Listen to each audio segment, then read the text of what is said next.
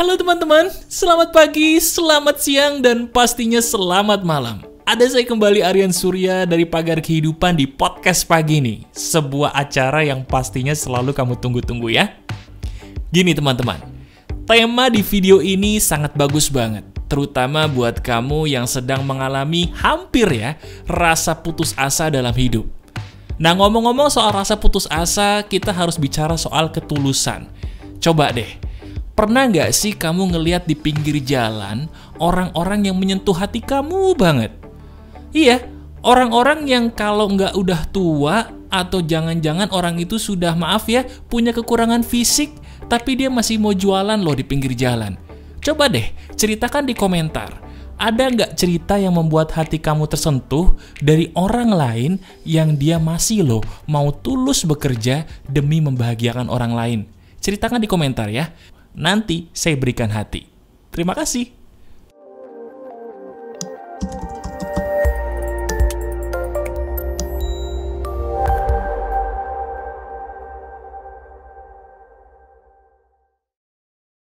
Halo teman-teman, ada saya kembali Aryan Surya, sahabat baik kamu dari Pagar Kehidupan di podcast pagi.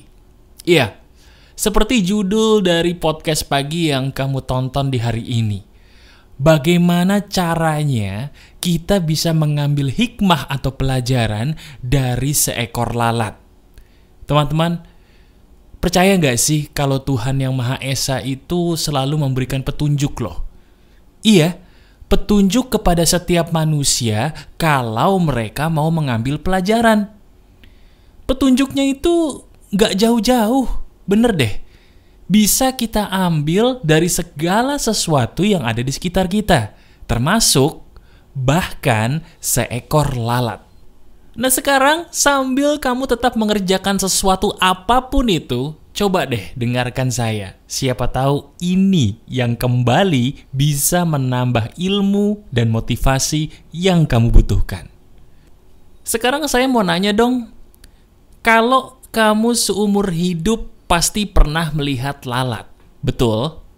Sekarang saya mau nanya, tolong dijawab dalam hati deh.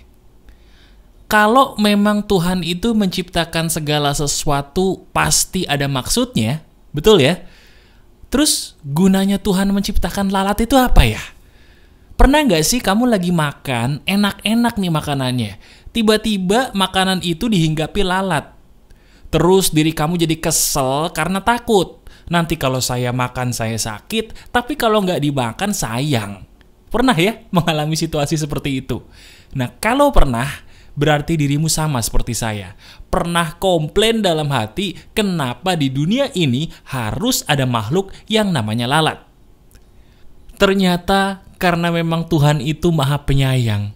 Akhirnya dia memberikan petunjuk ke dalam hati saya dengan sebuah peristiwa, yaitu sampah saya tiba-tiba banyak belatungnya. Iya, benar. Kejadian ini sebenarnya baru berlangsung kemarin teman-teman. Ketika saya punya sampah, terus sampahnya banyak belatungnya. Pernah gak sih kamu ngeliat belatung? Nah, belatung itu adalah hasil karya dari para lalat. Kalau kita gak tahu belatung itu asal dari mana, belatung berasal dari lalat. Nah, sekarang pertanyaan berikutnya. Kalau memang lalat itu adalah cikal bakal penyebab belatung, terus apa fungsinya belatung? Coba jawab dalam hati. Betul sekali. Belatung itu berfungsi untuk memusnahkan segala sesuatu hal yang ada di dunia ini yang memang sudah waktunya pergi. Misalnya kamu punya masakan atau makanan itu busuk. Dihinggapi lalat, maka terjadilah belatung. Dari belatung-belatung itu, makanan yang sudah membusuk itu kalau dibiarin akan menghilang. Sama seperti mayat. Mayat itu kalau nggak dihinggapi lalat, nggak akan dibelatungin. Kalau nggak dibelatungin, seandainya dia nggak dikubur, hilangnya gimana? Bahkan menurut para penelitian, mayat yang dikubur pun itu hilangnya bukan hanya karena cacing, tapi juga karena ada belatungnya. Kalau begitu, sebenarnya lalat yang kita benci tadi, mereka itu penolong loh. Benar, para lalat adalah penolong yang bisa membuat kehidupan di muka bumi ini stabil terus-menerus. Itu hikmahnya. Nah, kalau begitu, Apa Mas pelajaran yang bisa kita petik, hikmah yang bisa kita ambil supaya kita dapat pelajaran nih dari seekor lalat yang tadi Mas Aryan ceritakan? Nah, gini. Pernah nggak sih kamu sebagai sahabat saya ini capek jadi orang baik? Capek jadi orang baiknya tuh gini loh. Kita udah berusaha jadi yang terbaik. Kita udah berusaha melakukan yang lurus-lurus aja. Tapi entah kenapa, apa yang kita lakukan di mata orang lain itu salah loh. Misal, saya kasih contoh. Kamu sebagai seorang perempuan atau laki-laki sudah berusaha jadi pasangan yang terbaik untuk pasanganmu. Baik itu dalam pernikahan ataupun masih dalam pacaran. Udah setia, udah menjadi apapun yang benar-benar terbaik buat pasanganmu. Tapi pernah nggak sih tiba-tiba menghadapi sebuah peristiwa di mana pasanganmu, maaf ya, tidak menghargai kebaikanmu sama sekali? Di situ kamu merasa seolah-olah apa yang kamu lakukan, maaf ya, tidak ada nilainya di mata dia. Dan dirimu merasa putus asa dan hampa sehampa-hampanya karena dirimu ngerasa kebaikannya tidak dihargai orang lain. Pernah merasa seperti itu? Atau mungkin kamu nih sudah bekerja sebagai seorang karyawan terbaik. Tiba-tiba entah kenapa pekerjaan yang sudah kamu kerjakan dengan sebaik mungkin ini itu tidak dihargai oleh atasanmu dengan sebagaimana mestinya. Kamu sudah lembur, udah capek-capek membuat sebuah karya, sebuah proyek, begitu dikasih, kamu tuh diledekin lah, diinjak-injak, bahkan tidak dihargai sedikit pun. Pernah nggak jadi orang seperti itu? Nah, saya kasih contoh satu lagi nih. Ada teman saya YouTuber juga. Dia komplain kepada saya. Mas bro, kenapa? Saya ini udah capek-capek bikin video mas. Saya udah bikin video capek-capek, tapi kenapa video saya tidak pernah ditonton orang banyak? Video saya cuma ditonton 20 orang setiap hari. Video saya cuma dikasih jempol ke atas 5 orang setiap hari. Saya buatnya udah capek mas. Saya buat sebuah karya orisinal, jujur dari hati, tapi tidak dihargai. Pernah nggak kamu kayak gitu? Kalau pernah, selamat. Berarti dirimu sama seperti seekor lalat tadi. Mereka bekerja tapi dibenci. Mereka bekerja tapi dihina. Tapi bedanya lalat tadi dengan kamu adalah mereka walaupun dibenci tetap melakukan tugas dari Tuhan. Mereka tidak pernah berhenti, bahkan rela mati demi tugasnya. Bagaimana dengan kita? Nampaknya kita kadang-kadang lebih lemah daripada lalat. Kita dianggap jelek, kita dianggap buruk, kita kurang dihargai, mohon maaf.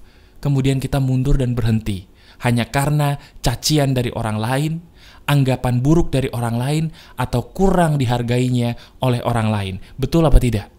Nah sebentar, pasti pertanyaan kamu gini, Mas, emang sih saya ngerti bahwa yang namanya kita berkarya atau bekerja itu harus ikhlas, betul mas? Tapi susah loh mas, kalau kita bekerja udah capek-capek tidak dihargai. Tapi capek loh mas, batin kita udah jadi orang baik tapi dikhianati, dijauhin, diinjak-injak, kan capek mas. Wajar gak sih kalau saya ngerasa kayak gini mas? Jawabannya wajar banget. Cuman begini, sekarang saya ambil contoh para tenaga medis yang banyak berkorban di saat pandemi melanda negara kita. Para dokter-dokter dan semua tenaga medis, saya ingin mengirimkan tepuk tangan luar biasa buat kalian. Kenapa? Karena kalian itu adalah manusia-manusia luar biasa. Di saat orang-orang di luar sana, maaf, ada yang tidak tahu terima kasih. Di saat di luar sana ada orang-orang yang tidak peduli dengan anjuran pemerintah, kalian sebagai tenaga medis tetap ikhlas melayani orang-orang yang butuh kalian layani. Itu luar biasa. Dan kalian adalah pahlawan, bagaikan seekor lalat yang luar biasa tadi. Tetap bekerja walaupun dicaci maki, walaupun dihina di sosial media, walaupun dianggap sebagai orang yang kayaknya salah terus di mata orang lain, terutama para netizen. Hebat, kalian luar biasa. Saya beri tepuk tangan. Nah, itulah yang harus kita contoh. Sekarang coba lihat diri kita. Lihat diri kita. Kita ini sebenarnya berkarya atau bekerja tujuannya apa sih? Coba katakan dalam hati. Kenapa kita harus berkarya, harus bekerja, Harus jadi orang baik itu tujuannya apa? Apakah tujuan kita itu pengen dipuji orang? Apakah tujuan kita itu pengen disanjung-sanjung orang? Apakah tujuan kita itu pengen ditepok tanganin orang terus? Kalau memang itu tujuan-tujuan kita, hati-hati loh. Bisa jadi secara tidak sadar Tuhan kita ganti menjadi manusia. Bener, betul itu. Kalau kita bekerja ujung-ujungnya cuma pendapat dari manusia yang kita butuhkan, bisa jadi Tuhan kita bergeser. Belum tentu ganti, tapi bergeser hampir ganti. Itu bahaya. Nah sekarang, saya ingin memberikan sebuah tips sederhana yang juga biasa saya lakukan di saat saya sudah mulai capek. Ketika saya dulu berkarya atau bekerja, belum ada penghargaan dari orang lain. Caranya sederhana. Gimana mas? Gini caranya. Pertama, tanyakan ke dalam diri kamu sendiri. Tanyakan hati. Iya, tanyakan ke dalam hati. Sebenarnya apa yang saya lakukan ini tujuannya apa sih? Apa yang membuat saya jadi memilih untuk melakukan ini? Misalnya dalam hal asmara. Diri kamu udah jadi orang yang baik buat dia. Tapi diinjek-injek terus. Dikhianati bahkan, mohon maaf. Tanyakan dong diri sendiri, kenapa saya harus menjalani hubungan asmara ini? Apa tujuannya? Kalau saya hanya ingin berbahagia bersama pasangan saya, tanyakan lagi apakah dia bisa membuat saya bahagia. Kalau tidak, berarti nggak sesuai tujuan awal saya dong. Terus gimana mas? Cabut dari hubungan itu karena tidak sesuai dengan tujuan awal kamu. Sama dengan karir. Diri kamu tadi kayak teman saya nih, seorang YouTuber. Dia udah punya channel, walaupun channelnya masih baru. Dia buat videonya udah susah payah tuh. Kebayang deh susahnya, saya paham. Tapi yang nonton dikit. Sekarang saya tanya sama dia dulu. Bro, emang tujuan lu dulu buat channel YouTube ini apa? Tujuan awalnya apa?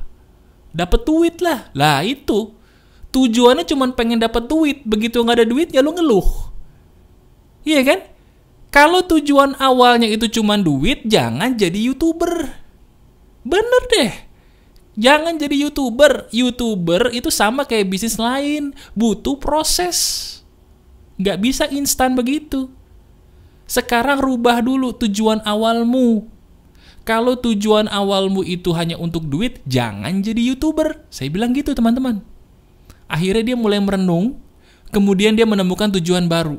Bro, tujuan gue berubah. Apa tuh? Saya ingin supaya penonton saya bahagia. Uang belakangan.